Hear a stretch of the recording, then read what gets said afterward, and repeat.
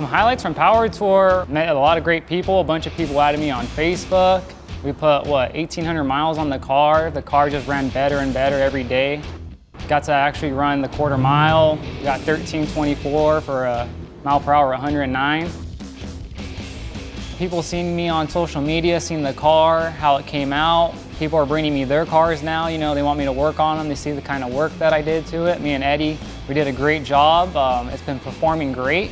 I haven't wanted to work on it since I got back. I've just been enjoying driving it all over the place and racing everyone, and I've been having a blast with the car.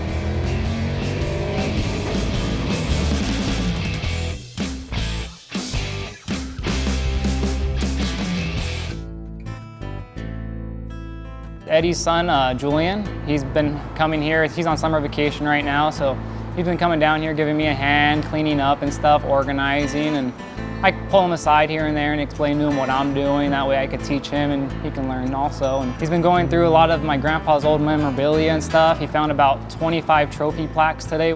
Most of them were from El Mirage. He used to run the dry lake bed. He used to do about 140 miles an hour in 6-7 seconds. 2 of them were with Mickey Thompson at the Bonneville Salt Flats. I think those mile per hours were about 240 to 280, and then when he went with Mickey in the 60s, he did 406.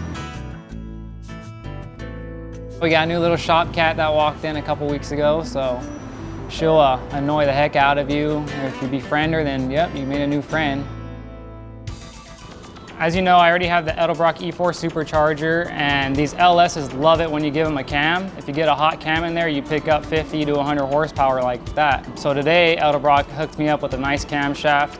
I got the racing application one. They also gave me valve springs to go with it with the titanium retainers. We just had to pull out the radiator, take out the water pump, remove the timing cover. Getting the cams out, it's always a little tricky because you're not trying to scuff the bearings when you're doing it. You're trying to make sure you don't hurt anything or damage the engine internally, because then you got to take it out, which you're trying to avoid by doing this. The hardest part though is making sure those lifters are held up. If one of those lifters falls down, then you got to pull the head on these and take everything apart. They sell tools for that. Everyone has their own tricks. I just got a piece of all thread, cut it to about 24 inches. I use that, slid right in, worked for me. I don't have all the right tools all the time. We have to improvise and make what we have work, just like a true hot rodder would.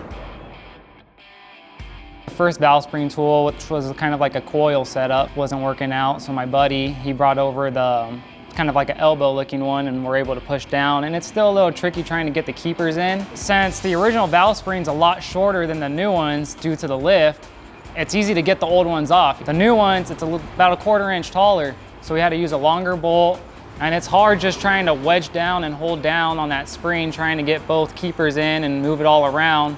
At the same time, you gotta remember, you don't want to drop the valve in the cylinder. You drop the valve in the cylinder, it's game over. We got real lucky assembling everything today, and I'm really excited to put it on the dyno tomorrow and see what it can do. We're down here at Baldwin Park at Kike's Performance. Right before Power Tour, we were here tuning it. We're back now after installing the Edelbrock cam. Feels like it picked up a couple more horses. I mean, I don't know too much on the tuning side. That's why I bring it here for my dyno tuning to get it dialed in right.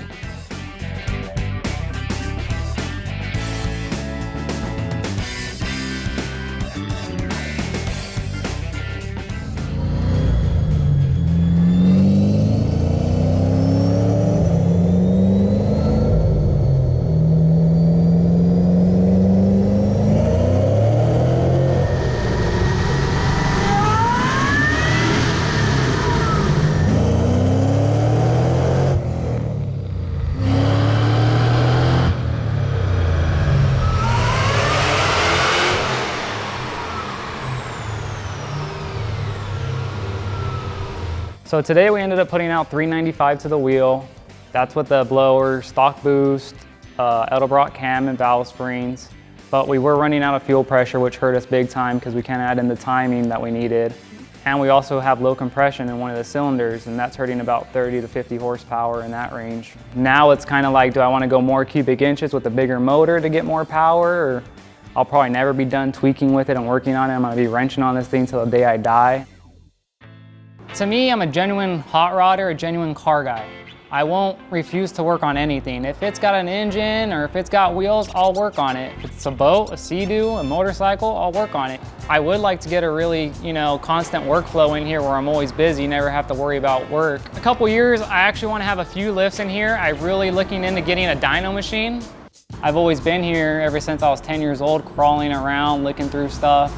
People see the family history here, the legacy, they want to bring their cars here.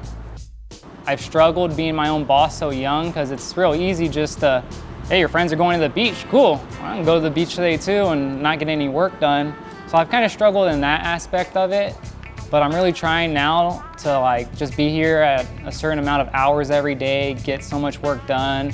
And I don't want to crush this dream or give up on it because this was my grandpa's dream. He owned it since 1947 and always had it.